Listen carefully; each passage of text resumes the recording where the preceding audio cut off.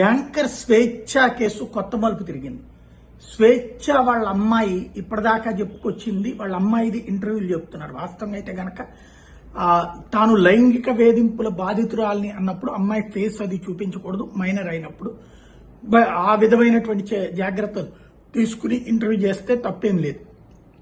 కానీ పేరు బయట పెట్టకూడదు అట్లాంటప్పుడు. బట్ ఇప్పుడు పేరు మాట్లాడేస్తున్నారు, ఇదంతా జరుగుతుంది. చట్ట ప్రకారం అయితే గనక అలా పేరు బయట పెట్టినప్పుడు, అట్లాగే ఆ ఫోటో పెట్టినా లేకపోతే ఇది రిలేషన్ని చూపించిన, అంటే అమ్మాయి బంధువుల్ని కుటుంబ సభ్యుల్ని చూపించినా కూడా క్రైమ్ అవుతుంది.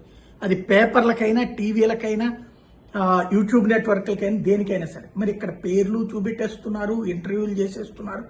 అటు వాళ్ళ తాతది వీళ్ళందరికీ కూడా నడుస్తున్నాయి. అది పక్కన పెడితే ఈ కేసులో కొత్త ట్విస్ట్ ఏంటంటే స్వేచ్ఛ